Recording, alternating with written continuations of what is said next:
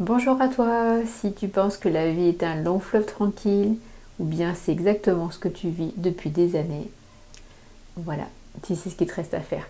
Pour les autres, ceux qui sont passés par des stades de douleur, de souffrance, et qui savent jauger les moments où il faut y aller à fond et les moments où il faut se reposer, vous avez déjà bien intégré la différence entre la douleur et la douceur. Effectivement, il y a une seule lettre qui fait la différence. Cependant, c'est comme l'ombre et la lumière, c'est tout ce qui est dans la dualité, on expérimente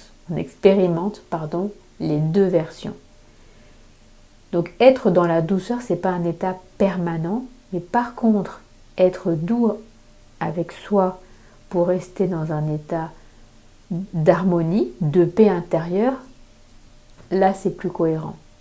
Être doux avec son entourage, on sait très bien qu'il y a des moments où il y aura des situations qui s'apparentent à des conflits, donc il y aura moins de douceur, on sera plus dans la douleur, dans du dur.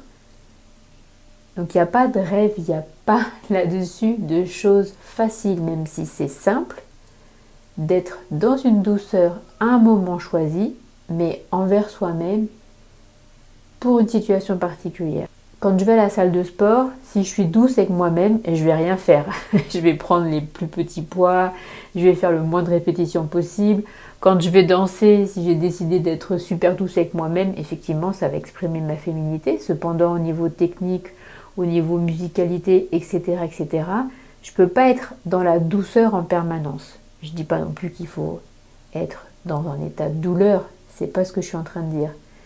C'est que ces moments, ils arrivent quand on est en pleine conscience de ce qu'on est en train de faire. Donc c'est un peu pour enlever cette croyance limitante qu'un état, il peut être permanent. On ne peut pas être dans la souffrance, dans la douleur en permanence, on ne peut pas être dans la douceur en permanence. Par contre, ces phases-là, quand on les alterne, elles nous permettent de progresser, d'aller vers la réalisation de nos rêves. Si ce n'est pas ton objectif, effectivement, il n'y a pas de souci de rester dans un état ou dans un autre. Voir ce qui est le plus confortable pour toi. Et donc, si je peux t'inviter à réfléchir à ça, dans quelle situation tu as le plus appris? Et qu'est-ce que c'est t'a appris? Je te fais des bisous.